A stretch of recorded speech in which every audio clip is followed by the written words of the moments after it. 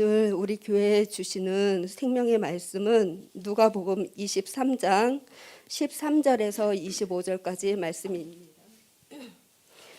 누가복음 23장 13절에서 25절, 제가 가지고 있는 성경으로는 137페이지입니다.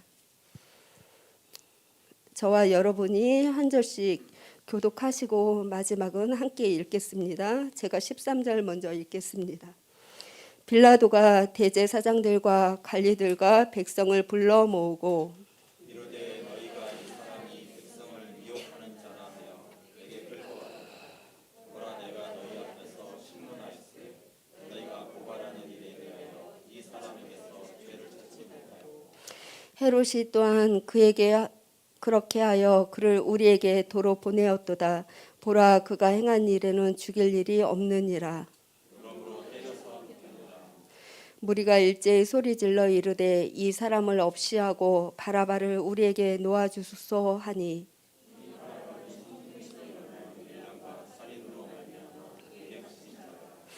빌라도는 예수를 놓고자 하여 다시 그들에게 말하되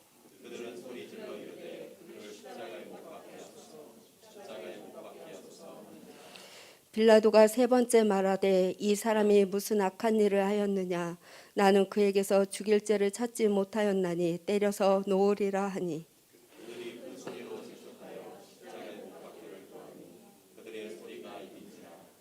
이에 빌라도가 그들이 구하는 대로 하기를 언도하고 그들이 요구하는 자 곧 밀랑과 살인으로 말미암아 옥에 갇힌 자를 놓아주고 예수는 넘겨주어 그들의 뜻대로 하게 하니라.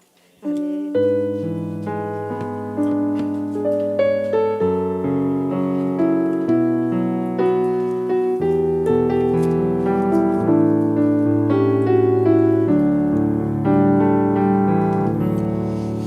여러분 반갑습니다. 금년 들어 처음 이렇게 여러분과 말씀을 나누게 됩니다. 그래서 아침에 차를 타고 오다가 제 아내에게 좀 설렌다, 내가 좀 설레기도 하고 두렵고 떨리기도 하다, 그런 얘기를 나눴습니다. 연초부터 제주에 있는 세관암교회 자그마한 교회인데 담임 목사님이 이제 암 치료 중에 있어서 저에게 이제 주일 사역을 좀 부탁을 해서 그 주말마다 이제 오가고 있습니다. 그래서 오늘은 좀 특별히 나를 좀 따로 시간을 내서 다른 분이 맡고 여러분 얼굴도 뵙고 또 말씀도 나누고 할 겸 왔습니다. 사순절 보내고 있는데 각자 하나님 은혜 주시는 줄로 압니다.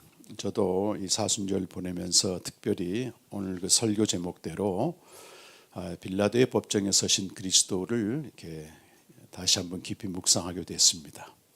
그런 또 배경에는 영국의 성공의 대주교를 지냈던 로안 윌리엄스가 쓴 심판대에 선 그리스도라고 하는 아주 좋은 책이 있었습니다. 그 책에서 어떤 통찰과 또 저는 이번에 레이기 묵상하고 있지만 저는 또 따로 생명의 삶으로 누가복음을 묵상하고 있는데 거기서 이제 마침 그리스도가 재판받는 그런 내용들이 좀 나와서 개인적으로도 은혜를 많이 받고 또 시대적으로도 필요한 말씀이라 생각해서 오늘 나누게 되었습니다. 우리가 예수님을 따라간다고 하는 것은 그의 모든 자취, 과정에 동참하는 것입니다. 그래서 예수님이 제자들에게 이런 말씀을 하셨죠. 누가복음 22장 28절에 보면 너희는 나의 모든 시험 중에 항상 나와 함께한 자들이다. 나의 모든 시험 중에 항상 나와 함께한 자들이다. 이번에 대선도 치렀습니다만 어떤 대선의 결과가 나오기까지 굉장한 과정이 필요하잖아요.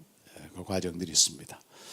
우리가 예수님의 죽음과 부활이라고 하는 가장 중요한 기독교의 메시지를 접할 때 그 결과, 답정리라고 좀 아이들이 유행하는 답만 알고 있으면 안 되고 그거 어떻게 십자가에 달리셨고 십자가에 달리기까지 어떤 과정을 거쳤는지 그걸 알게 될 때 십자가와 부활의 의미가 훨씬 우리에게 깊이 와닿게 됩니다.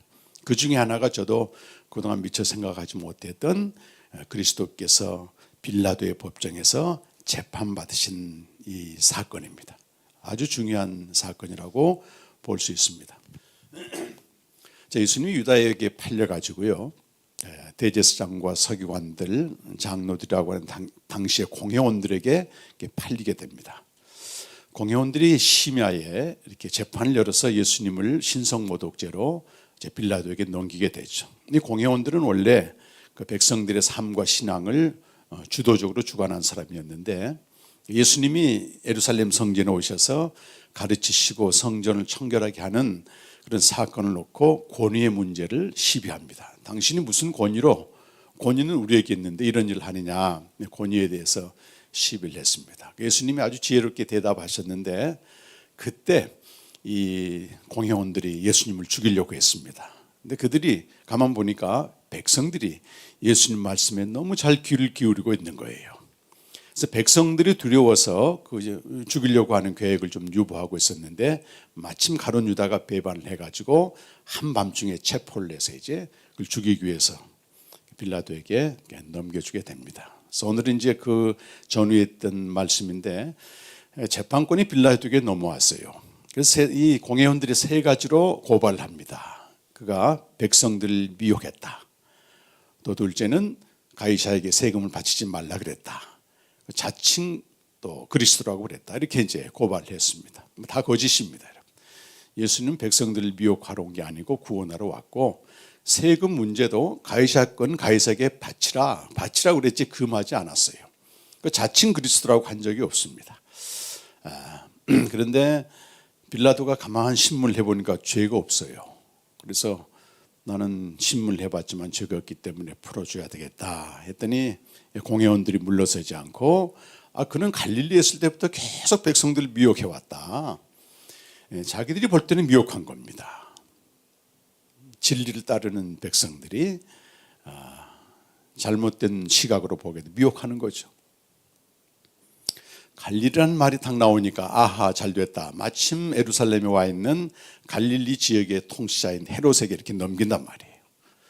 헤롯이 그를 만나서 반가워했는데, 예수님이 계속해서 침묵하니까 예수님을 희롱하고 다시 돌려보내면서 하는 말이, 뭐 내용 쭉 읽어보시면 알겠지만, 내가 봐도 그 예수라는 사람은 무죄다. 그래서 그날만큼은 빌라도와 헤롯이 예수가 무죄라는 사실에 의견일치를 본 겁니다. 그전에는 서로 이제 대립각이 있었는데, 그래서 오늘 본문에는 다시 되돌아온 예수를 두고 빌라도가 재판을 하는 겁니다. 재판의 내용은 그래요. 3번에 걸쳐 예수님은 죄가 없다, 무죄. 다만 너희들이 그렇게까지 하니까 때려서 방면하겠다. 이 정도 훈방을 하겠다는 얘기를 합니다. 그런데 3번에 걸쳐서 이 공회원들과, 이때는 누가 합세하냐면 백성들이 합세를 합니다. 여러분 오늘 말씀 보시게 되면 13절에 대제사장들과 관리들과 백성들이 나오잖아요. 백성들, 이들을 이렇게 불러 모아놓고 무죄를 얘기하니까 그 백성들과 공회원들이 3번에 걸쳐서 빌라도에게 저를 죽이라, 저를 십자가에 못 박으라, 그렇게 외치는 겁니다. 3번에 걸쳐서. 그래서 마지막 결론이 어떻게 나는가 하면, 그 23절에 그들이 큰 소리로 재촉하여 십자가에 못 박기를 구하니 그들의 소리가 이겼다. 백성들의 소리가 이겼죠. 못 박으라고 하는 소리가 이겼습니다. 24절에 빌라도가 그들이 구하는 대로, 또 그들의 요구대로, 그들의 뜻대로 그를 십자가에 못 박도록 내어주었다. 이렇게 이제 얘기가 끝납니다. 빌라도는 무죄를 선언했습니다. 우리 사도신경 보게 되면 늘 따라붙는 말이 그가 빌라도에게 고난을 받으시고, 그렇게 돼 있어요. 근데 원래 사도신경 원문에는 빌라도에게 고난을 받으시고 이런 말이 아니고 빌라도의 치하에서 고난을 받으셨다, 이렇게 되어 있습니다. 헬라어로는 수브라고 얘기하고, 영어 성경 보게 되면 언더 본디오 빌라도, 본디오 빌라도가 다스릴 때에 고난을 받았다, 이렇게 번역이야 맞습니다. 그럼 누가 예수님을 여러분 죽였습니까? 그 대제사장들의 충동을 받은, 결국은 백성들이 끝까지 못 박으라 소리를 쳤다고 하는 것입니다. 근데 가만 보게 되면 백성들이 누굽니까, 여러분? 예수님이 예루살렘에 입성할 때 환호했던 무리고, 예수님이 예루살렘 성전에서 가르칠 때 아주 귀 기울여 드렸던 그들입니다. 우리 생각해 볼 수 있죠. 왜 백성들이 이렇게 변질돼서 하루아침에 돌변해서 자기들이 추정하던 메시아를 못 박으라고 했을까? 이건 우리가 빌라도의 법정에 선 그리스도를 묵상할 때 아주 중요한 모티브가 되겠습니다. 왜 그랬을 것 같아요? 그 백성들이 이해가 잘 안 되죠. 당시 이스라엘 백성들은 다윗의 자손으로 올 메시아를 기다렸습니다. 그리고 또 성경 곳곳에는 그리스도는 다윗의 자손에 오신다고 계속 약속이 되어 있어요. 그런데 이 사람들은 어떻게 교육을 받았는가 하면 그 소위 바리새인들 서기관들에게 그 메시아라고 하는 그리스도가 오게 되면 1000년 전에 다윗과 같은 왕이 되어서 경제적으로 풍요함을 안겨주게 되고 사회 정의를 실천하고 약자를 돌보아주고 또 지금 로마의 압제 있잖아요 지금. 그래서 로마의 식민지로부터 해방시켜주는 소위 정치적 메시아를 간절히 기다렸던 겁니다. 그래서 이 백성들은 저 예수란 사람이 예루살렘 가기만 하면 그 기존의 모든 왕권들 쳐부수고 왕이 될 줄 철석하지 믿은 거예요. 그런데 지금 예수님이 어떤 모습을 하고 있느냐 그 말이에요. 누가복음에는 안 나오지만 요한복음 19장 4절에 보면 예수님이 가신 멜리관을 쓰시고 밤새도록 고문당하시고 채찍에 맞으셔서 비참한 몰골로 서 계십니다. 그래서 빌라도가 이 예수를 백성들 앞에 데리고 나와서 뭐라고 외치냐면 보라 이 사람을 이렇게 외쳐요. 라틴어 말로 에크호모라 에크호모 이 사람을 보라 말이지. 전혀 메시아 같지 않는 그리스도란 말이에요. 그 헤롯과 빌라도를 제압하기는커녕 그 앞에서 끔찍한 모습으로 서 있는 그리스도, 그들이 결코 받아들일 수 없는 그리스도입니다.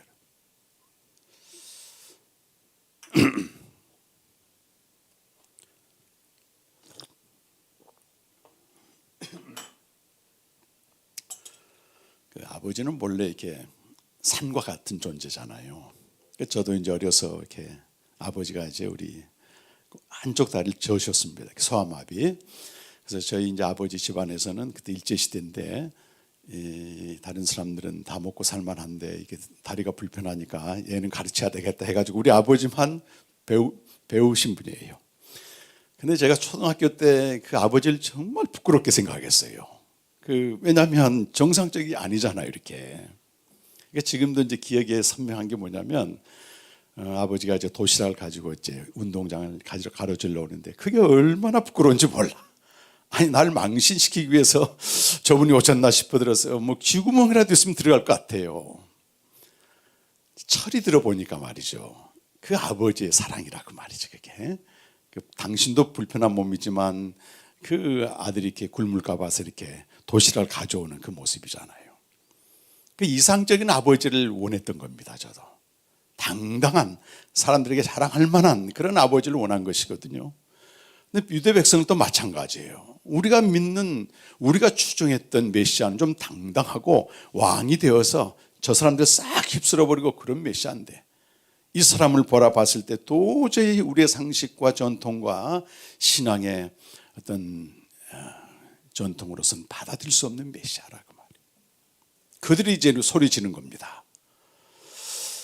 십자가에 못 박으라. 십자가에 못 박으라. 내가 원하고 기대한 메시아가 아니었을 때 우리는 메시아를 재판에 끌어내어서 그걸 신문하게 되는 겁니다. 욥기에 보게 되면 그런 내용들이 등장합니다. 여러분, 하나님을 소환해서 하나님 내가 뭘 잘못했습니까? 무엇 때문에 이런 고난을 주십니까? 그 소환하는 장면들, 선지자들도 그런 내용들이 나오게 되고, 특히 바벨론 포로로 가 있는 이스라엘 백성들은 끊임없이 하나님을 재판적으로 소환해내서 우리가 뭘 잘못했기 때문에 이런 고난을 주십니까? 하나님의 심판은 불의하다는 겁니다. 하나님 뭐라고 대답하세요? 내가 불의한 게 아니고 너희가 불의한 거다 이렇게 이제 알려주시지만,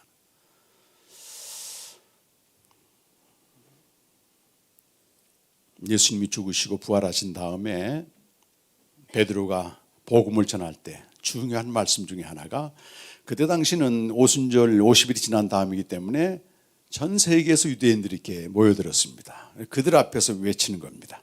온 이스라엘 집아 들을지어다 알지어다 너희가 십자가에 못 박은 예수를 하나님의 주와 그리스도가 되게 하셨느니라. 거기 너희가 속에는 온 이스라엘 집이기 때문에 실제 예수님을 십자가에가 못 박힌 그 현장에는 없었던 사람들의 대다수가. 온 이스라엘 집이 예수를 못 박았다는 얘기는 유대교 신앙이 갖고 있는 현세적인 메시아, 인간의 문제와 고통을 해결해 주는 그런 메시아를 갈망한 그들을 향한 외침인 겁니다. 그때 이 유대인들이 어떻게 반응했는가 하면 마음이 찔려 형제들하고 짤고 하면서 가슴을 치는 거예요. 그때 베드로가 선포하기를 그러므로 너희가 회개하여 예수 그리스도의 이름으로 세례를 받고 죄의 사함을 받으라. 그리하면 성령을 선물로 받아서 생명을 얻으라. 이렇게 말씀하신단 말이에요. 그 회개의 본질이 어디에 초점 맞추고 있습니까? 사사로운 도덕적인 죄가 아니고 예수님을 오해한 죄입니다. 잘못 믿은 죄입니다. 저분은 내 소원을 이루어주는 마술방망인 줄 알았더니 그런 분이 아니라고 하는 거예요. 그보다 훨씬 큰 걸 주시는 분이라고 하는 걸 어느 날 깨닫게 됩니다. 여러분, 우리 한국교회도 마찬가지입니다. 정말 회개해야 될 이 죄의 몫은 내가 생각하고 내가 기대하고 내가 원했던 그 메시아가 아니라고 하는 걸 그것부터 회개하고 들어가야 됩니다. 그분은 생명을 주러 오신 분이에요, 여러분. 그러기 위해서 우리를 계속해서 함께 하시고 사랑을 베풀어 주시고 우리 수준에 맞게끔 일을 행하십니다, 여러분. 어제 모처럼 우리 손녀들하고 좀 시간을 지냈는데 그 이제 내년에 초등학교 1학년 들어가는 그 손녀가 제가 간다니까 아침부터 계속해서 오늘 할아버지 온다 얘기 기다렸다는 거 10번을. 왜 그랬겠습니까, 여러분? 선물 때문에 그런 거예요, 선물. 목록을 정해놨어. 가면 다 벌써 이제 그렇기 때문에 다른 게 관심 있는 게 아닙니다. 그럼 나는 간절히 할아버지를 찾는 나를 어떻게 하겠어요, 제가? 무시하겠습니까? 사주는 거예요. 그 아이의 수준에 맞게끔 사랑을 표현할 길이 그거밖에 없는 겁니다, 이게. 근데 그 아이가 10년, 20년 지나서도 계속 그것 때문에 나를 찾는다면 심각한 거지. 하나님 우리 사랑하시는 표현으로 때로 문제도 해결해 주시고 기도 응답도 들어주시지만은 그분은 그것을 위해서 오신 분이 아니라고 하는 걸 어느 날 깨닫습니다. 예수님이 오신 목적은 생명을 주시고 또 풍성히 누리게 하려 함이었구나. 그래서 우리 생명의 계절을 이끌기 위해서 오셨구나. 어느 날 그걸 깨닫게 되는 거예요. 그 본질, 그리스도론에 대한 왜곡과 오해를 회개하는 것이, 그것 때문에 내가 예수를 십자가에 못 박았다고 하는 그 죄를 회개하는 게 회개의 본질입니다. 그리고 또 하나는 이 백성들이 대제사장들과 서기관들하고 하는 당대의 종교 지도자들에 예속되어 있기 때문에 그렇습니다, 여러분. 선동했죠, 그들이. 따라가게 되는 겁니다. 맹신하게 되는 겁니다. 이 종교 지도자들은 두 가지. 하나는 시기로 그들 팔아넘깁니다. 백성들이 자기에게 안 오고 예수께 가기 때문에. 또 하나는 기득권을 빼앗길지 모르는 그 두려움 때문에. 종교적으로 내게 예속되어 있는데 어떻게 예수라는 사람이 나타나서 저들을 데려가느냐, 이런 거죠. 이 공회원들의 문제, 종교 지도자들이 예수를 심판하고 재판한 그런 내용들은 좀 더 사실적으로 이런 도스토옙스키가 쓰긴 까라마초프가의 형제들을 보게 되면 그런 내용들이 나오게 됩니다. 많은 영성가들과 또는 기독교 진리를 찾는 사람들이 이 책을 통해서 통찰을 받습니다. 보게 되면 그 까라마초프의 형제들 5명 중에서 그 이반이라고 하는 무신론자가 있고 신실한 수도사인 알료샤가 있습니다. 그 책에 5분가 보게 되면 대신문관이라고 하는 작은 주제가 나오고 있습니다. 거기 보게 되면 이제 무신론자인 이반이 소위 기독교를 공격하는 내용이 나와요. 그러면서 무고한 사람들의 고통을 쭉 열거하는데 특별히 어린 아이들이 당하는 고통만 집중해서 얘기를 하게 됩니다. 가정폭력의 희생자, 제도의 희생자, 당시 노예 제도였기 때문에 노예 주인에게 물어뜯기는 이런 끔찍한 얘기를 나열하면서, 자, 이런 엄청난 고통들, 그리고 인간이 이해할 수 없는 고통들 때문에 신을 찾아서 그래서 우리가 구원을 받는다면 그럼 구원받는 대가가 너무 크지 않느냐, 이렇게 이제 공격을 하는 거예요. 그렇죠. 사실은 이해할 수 없는 고통이 왔을 때 우리가 하나님을 찾아요. 그것 때문에 구원을 받습니다. 그럼 구원이라고 하는 게 그 끔찍한 고통을 대가로만 받는 것이냐, 이런 거란 말이에요. 그래서 달리오샤가 대답합니다. 구원은 그런 끔찍한 사건에 기초한 것이 아니고 그 무고하신 예수 그리스도가 흘린 피로 말미암아 받는 것이다, 이렇게 이제 대답을 하죠. 그때 이반이 대심관 얘기를 소설처럼 자기가 쭉 펼쳐나갑니다. 16세기 스웨덴 어느 도시에 였었는데, 그때는 한참 그 마녀 사냥, 이단자 처형, 90세 된 그 지역의 가장 높은 종교 지도자 대신문관이 있었는데, 예수님이 어느 날 나타났어요. 근데 그 전날 또 벌써 한 100명의 이단자들을 화형으로 처벌했습니다. 그 화염 냄새가 가시기도 전이었죠. 예수님이 오셨는데 그 복음서에 나오는 그 공생의 시절에 예수님의 기적을 그대로 베푸시는 거예요.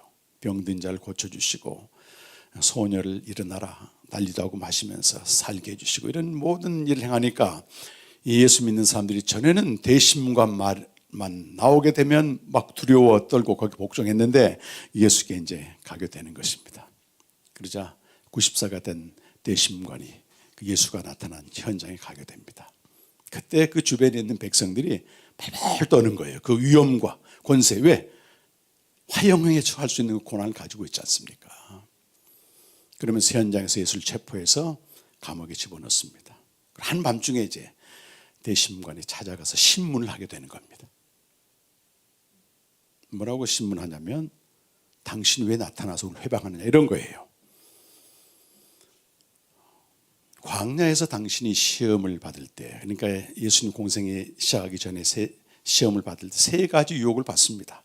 기적에 대한 유혹과 신비에 대한 유혹과 이 천하만국을 다 주겠다고 하는 권력에 대한 유혹을 받는데, 예수님이 그걸 거부하신 거잖아요. 내가 만일 하나님의 아들이라면 이걸 취하라. 예수님 그걸 전부 거절하시면서 기적 대신에 말씀으로 살아야 된다. 또 뛰어내리는 신비 대신에 하나님을 시험하지 말라.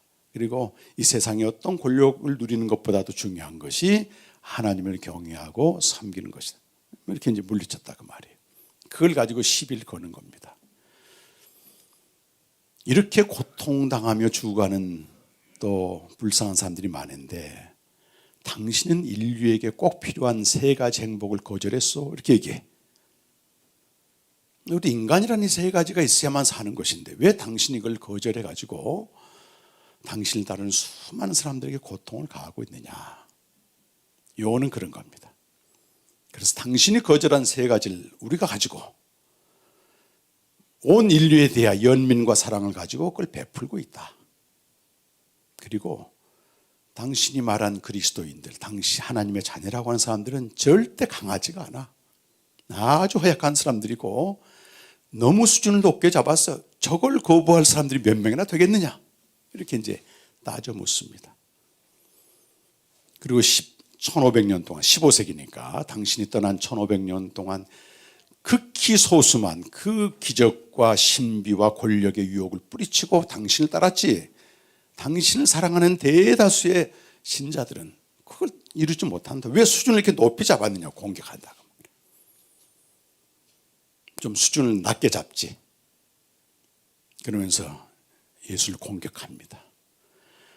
이 신자들은 어린아이처럼 달콤함 안에 놀길 원하지, 당신이 기대한 것처럼 저 높은 수준에 오르길 원하지도 않아. 오히려 부담을 느끼게 되고 자기들의 연약함 때문에 고통당하게 되고 절대 수준을 높이지 말라는 거야.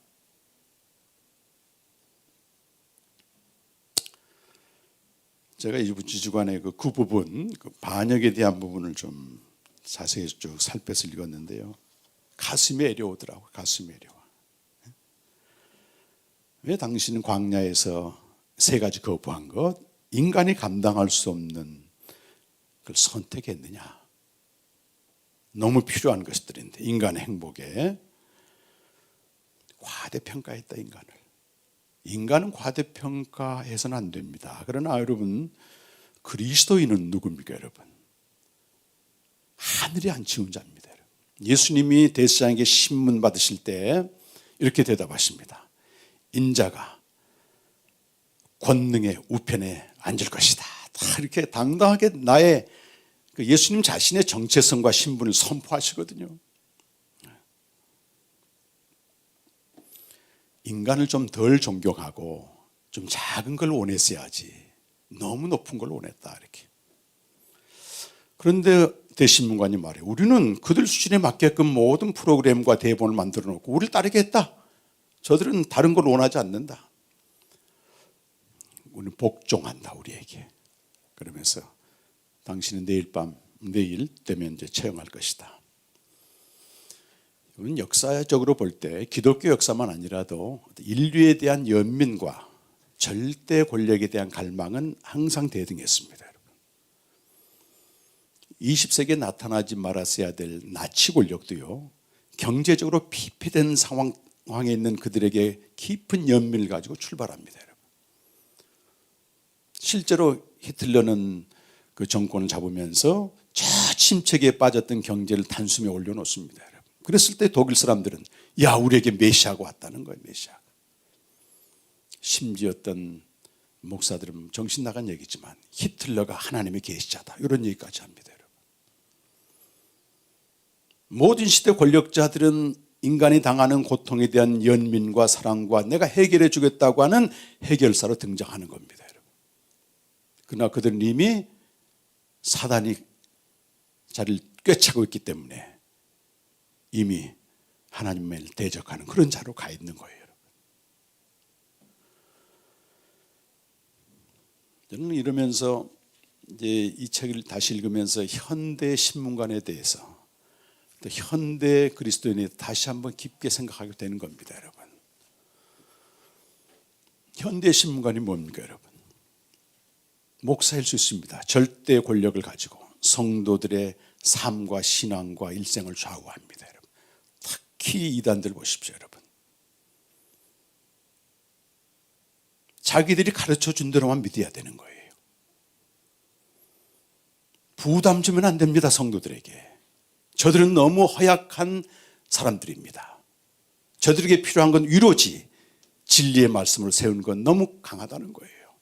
성도들 강하게 생각하지 말라. 그 수준에 맞게끔 프로그램을 만들고 설교 내용을 조정하고 일주일에 한 번 교회 나오는데 편하게 해서 돌려보내는 겁니다. 유아기적인 상태에 계속 머물게 하는 겁니다. 그런 지도자들이 제일 무서워하는 사람 누군지 아세요? 진리를 아는 깨어있는 성도를 제일 두려워합니다. 여러분. 매일 말씀으로 살면서 주님과 교제하면서 세상에 나가서 당당하게 그리스도인답게 사는 사람들 두려워합니다. 여러분. 뭐라고 얘기한 줄 아세요? 목회 방해꾼이라 그래. 작년에 소천하신 우리 강혁 전사님은 이 복음을 알자마자 진리에 붙들려서 천성적으로 당당함도 있었습니다만 본교회 목사님이 딴소리를 하게 되면 카톡을 보내요. 공개적으로 비난을 받습니다. 심판받는 겁니다. 그리스도가 당하신 그 심판을 그대로 받는 겁니다. 타협하지 않고 그 길로 가신 거예요. 히브리서 5장 12절 말씀 보게 되면 때가 오래되었으나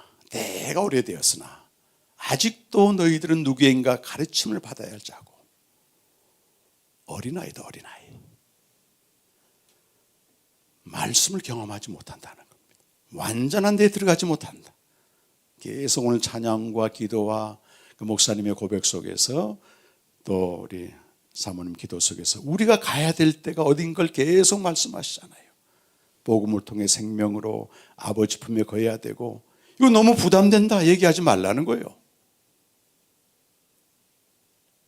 자녀가 태어나서 부모 품에 있는 건 당연한 겁니다, 여러분. 우리 하나님의 자녀가 그 아버지 품에 있는 건 너무 당연한 겁니다, 여러분.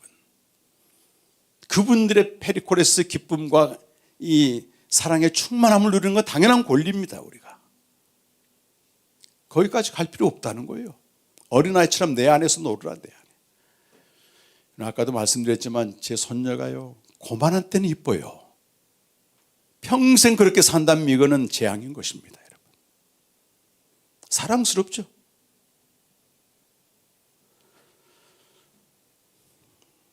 평생을 믿어서도 직접 말씀 앞에 나가 주님과 교제 한번 한 적이 없는, 그러면서 우리 목사님 말씀이 최고다 하면서 선전하고 다니는 겁니다. 대신문과는 그들 이용합니다, 사실은. 그러면 현세적인 권력과 부를 마음껏 누리다가 그것도 부족해서 세습해 주잖아요, 세습.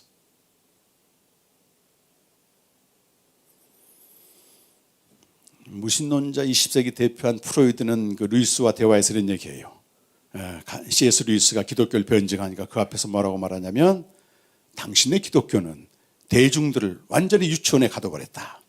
생각하지 않고 고민하지 않고 주는 대로 먹고 되는 대로 믿다가 천국 가겠지, 이런 사람으로 만들어놨다는 얘기예요. 오늘 무신론자 이반이 대신문관을 향해서 그들은, 그 신자들은 말이지, 어린아이의 달콤함에 만족하지 그 이상 줄 필요도 없고 원하지도 않는다. 편리함을 주고 자유를 빼앗아가는 것입니다. 진리를 빼앗아가는 겁니다.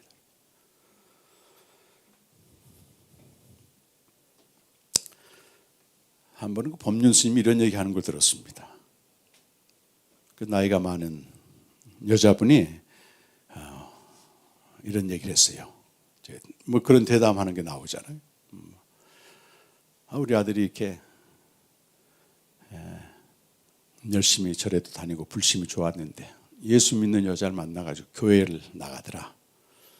너무 화가 나가지고 나는 그때부터 절에도 안 나오고 기도 공양도 안 드린다. 불교에서 또 기도 있거든요. 어떻게 하면 좋겠느냐 하니까 법륜 스님 뭐라고 대답하냐면, 아들 따라서 교회 나가십시오, 이렇게 얘기해. 아니 스님 어떻게 그런 얘기를 할 수 있어요? 그러니까 법륜 스님이 하는 말이, 그만한 문제로 불심이 흐트러졌다면 당신 교회 나가는 게 낫습니다, 이렇게 얘기합니다. 제가 그런 불교 얘기지만 깨닫는 바가 있습니다, 여러분. 우리가 어린아이가 되면 말이죠, 그 불자처럼 요만한 일에 속상하고 이만한 일에 상처받고 나 교회 가네 안 가네 이러고 있는 거예요. 그러나 어린아이에 머물지 않고 매일 말씀을 경험하고 주님과 교제하며 자라게 되면 거뜬히 이겨냅니다, 여러분. 거뜬히 이겨내. 담이 높은 게 문제가 아니고 키가 작은 게 문제예요. 우리에게 수시로 닥치는 환난이나 고난이 문제가 아니고 내가 잘하지 않은 게 문제라, 그 말이에요. 그 로한 윌리엄스가 심판대선 그리스도의 마지막을 이렇게 얘기합니다. 그 대신문관이 착각한 게 있었다는 거예요.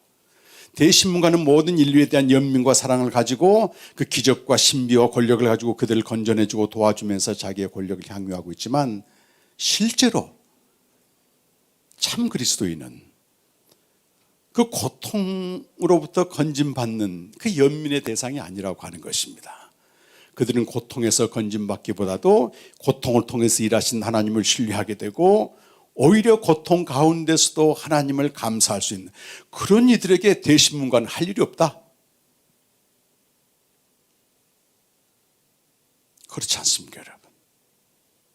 환난을 통해 하나님이 일하시는 그 자비한 손길을 한다면 거기서 건짐받는 게 목적이 아니고 이 환난을 통해서 일하신 하나님께 자신을 맡기고 신뢰할 거 아니겠습니까? 대신문관이 주는 연민과 사랑보다 훨씬 큰 차원의 사랑이 있다고 하는 것입니다. 그 무엇도 끊을 수 없는 그리스도 안에 나타난 하나님의 사랑이라고 하는 거예요. 여러분.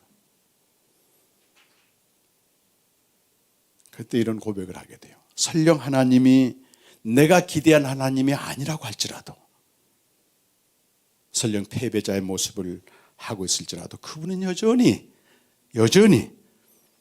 패배해서 고문당하는 자의 마지막 사랑입니다. 어느 책에 보면 이런 대사가 나옵니다. 고문당해서 죽어가면서도 그분은 나의 마지막 사랑입니다. 고백한다는 겁니다. 여러분. 오늘 기적으로 사는 존재가 아닙니다. 하나님은 우리 자녀 삼으시고 가장 높은 자리에 앉혀놓으셨습니다. 여러분. 이거는 대단한 권세가 있습니다. 여러분. 빛입니다. 이미 우리는. 근데 어둠 가운데 살거든요. 그들과 똑같이 살 이유나 필요가 하나도 없습니다. 여러분. 물론 우리는 성장 과정에 있기 때문에 완전하지 못하기 때문에 때로 세상이 주는 달콤한 유혹들, 어린아이들이 원하는 그 선물 때문에 흥분하기도 하고 넘어지기도 하고 머물기도 해요. 여러분. 눈에 보이는 이런 종교 지도자나 대신문관보다 더 무서운 게 첨단 문명이 가져오는 영혼을 말살시키는 것들입니다. 여러분.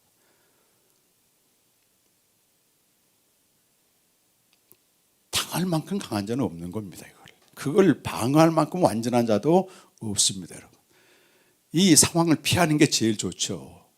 그래서 1년에 제가 한 번씩 차디아 3, 4주 가게 되면요, 그렇게 묵상이 잘 돼요. 관심이 없어집니다. 이게 있으니까 관심을 갖게 되는 거예요. TV도 있으니까 켜게 되는 거고, 켜니까 보게 되는 거고, 스마트폰 뭐 말도 아니죠. 이거는 이런 엄청난 펀의 세력, 재미의 세력, 우리 영혼을 노략질하는 이 세력 앞에 당당하게 맞설 자가 몇 명이나 있겠냐는 거예요. 그러나 우리가 다른 겁니다. 이거는 비록 그런 데서 뒹굴면서 하루를 보내고 뒹굴면서 일주일 보내서도 여전히 우리가 어디 와 있다는 거예요. 지금 예배 자리에 와 있는 거잖아요. 그때 우리의 정체성을 확인하는 겁니다. 다시 한번 깨어나서 나는 연약하니까 할 수 없어. 마음은 온유로되 영은 온유로되 육신이 약하도다리 정당화하지 말고 내가 이렇게 정말 계속 살아야 될 것인가 고민하는 겁니다. 여러분. 그 심판대 앞에 서신 그리스도와 연합이 돼야 됩니다. 여러분. 그 종교 체제와 대신문관이 주는 이 정도 믿어라 이런 세력들과 세상이 주는 이 사방으로 우리를 공격하고 있는, 둘러싸고 있는 세상 문화와 현실 앞에서 나는 그리스도와 함께 하늘에 앉히운 자라고 하는 그 당당함 선언해야 됩니다. 저도 일주일 동안 넘어질 때 많았습니다. 여러분. 주님이 기뻐하는 거, 이 몸을 주님께 온전히 드려야 되는데 안 돼 이게. 사도 바울은 주님 앞에서 너무 잘 살았기 때문에 빨리 이 몸을 떠나 주님과 함께 있었지만, 제가 이번 주 금요일 날은 그런 기도문을 썼습니다. 여러분. 이 세상을 떠나게 되면, 내가 죽게 되면 더 이상 이 몸으로 죄를 지진 않겠구나, 그런 생각이 버뜩 들어. 죄의 몸이 복음 안에서 불과되었다고 하지만 여전히 활개치고 있는 내 자신을 직면하면서 내가 빨리 주와 함께 이 몸을 떠나 가고 싶은 것은 좀 좋은 목적이 아니고 빨리 이 죄의 몸이 그때 되면 종결될 거 아니겠어요? 그런 생각을 하게 되는 거. 적어도 합리화시키지는 말자는 거예요. 나는 약해 그러면서 덮어두지 말자는 겁니다. 반복하지 말자는 겁니다. 잘하자는 겁니다. 잘하자는 거죠. 잘하면 되는 겁니다. 잘하는 과정에서 넘어지는 건 잘못이 아니잖아요. 아이들이 걷기 시작할 때 한 10,000번 정도 넘어진답니다. 여러분. 근데 결국 일어서고 걷잖아요. 과정입니다. 과정. 이 과정을 통해서 우리가 영적으로 성숙한 자가 돼야만 되는데 이걸 딱 가려놓게 되고 이 정도로 됐다고 하는 거. 참 교회에서 이런 매일 생명의 교제를 요구받고 이렇게 해야 참 믿는 자라고 요구되는 거 굉장히 거룩한 부담입니다. 편하게 그렇게 믿을 수 있는 교회도 많습니다, 여러분. 일주일 동안 내가 어떻게 살았든 그냥 교회 가서 얼굴 하나 비치면, 잘 비치면 또 직분도 올라가고 그래요. 매일 일어나서 피곤한 몸이지만 말씀 앞에 나가고, 깨닫지 못한 답답함도 있지만 그래도 한마디라도 깨달아 보려고, 또 안 되면 목사님 주의를 봐가면서, 이게 잘하고 있는 과정입니다. 과정. 이 과정이 없이는 절대 거기에 이르지 못하게 됩니다. 우리는 빌라도의 법정에선 백성들처럼 그 대신문관에게 예속되어서 내 뜻과 내 기대와 다른 예수 필요 없다 이렇게 소리칠지 모릅니다, 여러분. 근데 그런 우리를 하나님이 살려내셨잖아요. 살려냈지 않습니까? 대신문관 이야기의 마지막은 희한합니다. 예수님은 잠자코 끝까지 듣고 있습니다. 그리고 나서 마지막에 일어나 가지고 그 대신문관에 입을 맞춥니다. 용납하신 겁니다. 대신문관까지도 용납하신 겁니다. 대신문관이 소리칩니다. 다시는 내 앞에 나타나지 마라. 다시는 내 앞에 나타나지 말라. 그 입맞춤의 뜨거운 불길을 감당할 수가 없어요, 대신문관이. 결론은 그러나 그는 바꾸지 않았다. 이렇게 끝나요. 무서운 겁니다. 그래서 한 번 고착된 신앙의 관성은 정말 바뀌기 어렵습니다. 그런 나를 주님이 끌어안으시고 죽으셨음을 알고도 그 사랑을 받고도 바꾸기 어렵다는 거예요. 하나님의 은혜입니다. 하나님의 은혜.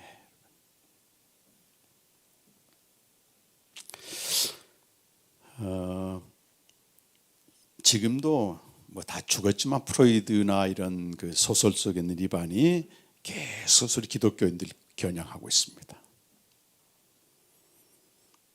약함을 합리화시키고 자기들이 채워주겠다고 하는 필요를.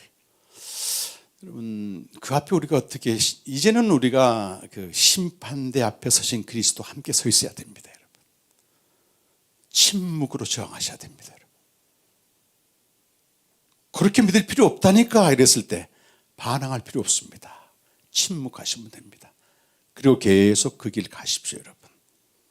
그럼 돌아오는 게 뭘까요, 여러분? 예수님하고 똑같습니다. 죽음입니다. 죽음. 짓밟힘입니다. 비방거리 되는 겁니다. 그런데 여러분 놀라워요. 그 너머에 생명이 있다고 하는 걸 저들은 모릅니다, 여러분. 빌립보서 3장 10절 11절로 되어 있고 이 세번역 번역으로 되어 있는 건데요. 그런 이들의 공격 앞에서 우리는 죽음에 넘겨지지만 여전히 우리는 하늘에 앉히운 자의 권세가 있고 다르게 사는 고결함이 우리에게는 있습니다, 여러분. 세상 사람과 다르게 사는 고결함. 왕적 제사장이 되어서 아름다운 덕을 선전하는. 우리 한번 같이 읽어보겠습니다. 세번역으로 되어 있는 성경인데요. 바울의 고백입니다. 내가 바라는 것은 그리스도를 알고 그분의 부활의 능력을 깨닫고 그분의 고난에 동참하여 그분의 죽으심을 본받는 것입니다. 그래야 나는 어떻게 해서든지 죽은 사람들 가운데서 살아나는 부활에 이르고 싶습니다. 이 세상에서는 생명을 누리고 싶다고 하는 그런 표현을 해도 무방합니다. 매일 그의 고난에 동참하고 그가 받은 심판 법정에 동참하고 죽으심에 일치된 삶을 살아서 생명으로 살기를 원합니다. 위대한 고백입니다, 여러분. 그에게 그 무엇도 끊을 수 없는 하나님의 사랑이 부어질 것입니다, 여러분. 그 사랑으로 죽음까지도 받아들이며 넉넉히 승리하는 진짜 그리스도인 되시길 간절히 축원합니다, 여러분. 우리 찬양을 하나 할 텐데요. 이 신자 되기 원합니다. 이 찬양은 원문에 Lord, I wanna be a Christian in my heart. 내 마음 중심으로 그리스도인 되기 원합니다. 주여 날 도우소서. 그렇게 돼 있어요. 주여 그리스도인 되기 원합니다. 하나님의 자녀된 권세. 우리도 심판대 앞에 매일 섭니다. 세상이 우리를 심판하게 되죠. 대신문관이 심판하죠. 그 앞에서 물러서지 않고 잠잠히 침묵하며 죽음의 잔을 받아들이며 끝까지 생명의 길로 가기를 원합니다. 진짜 그리스도인 되기 원합니다. 이 왕같은 제사장의 권세를 가지고 세상에 나가 이 진짜 세계가 있다고 하는 그걸 보여줄 수 있는 저와 여러분이 되길 원하면서 함께 한번 찬양하시겠습니다. 진지하게 간절하게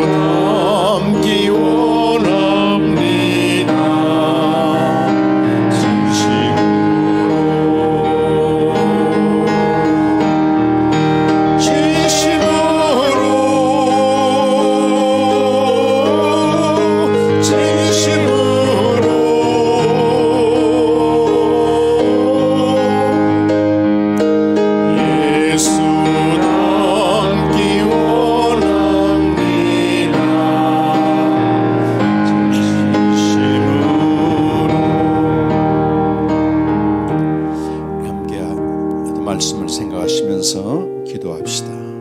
우리가 바로 예수님의 그 받으신 법정에 있습니다. 사실은 예수님을 향해 십자가에 못 박으라 외치는 무리 중에 있었고, 그런 우리를 주님께서 용서하시고 구원하셨습니다. 이제는 예수님과 함께 심판대에 서 있습니다.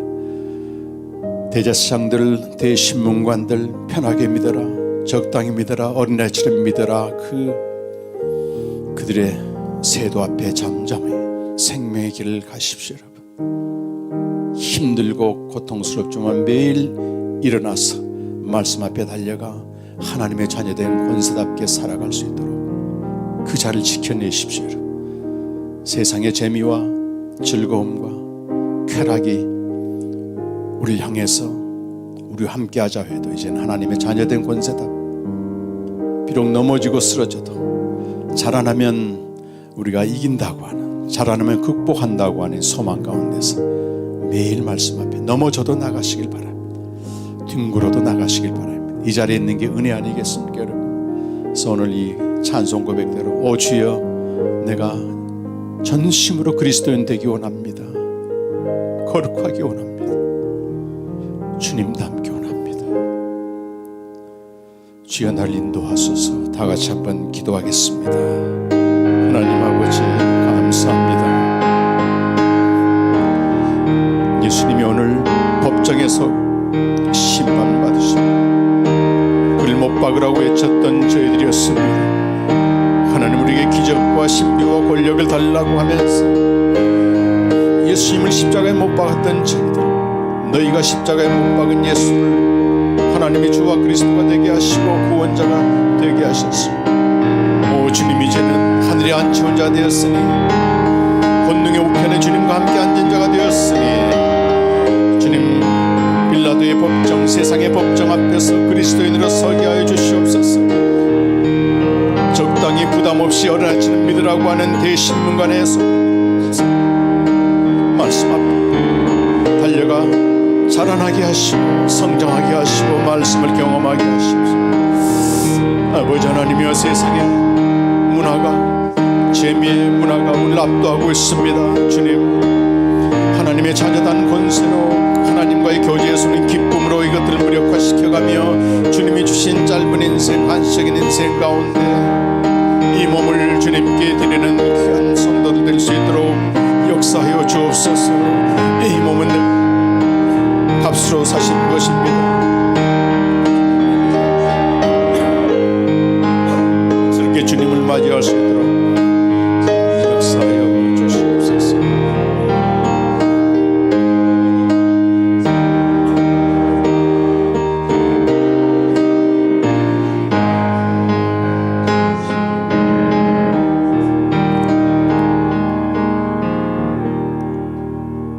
아버지 하나님 감사합니다.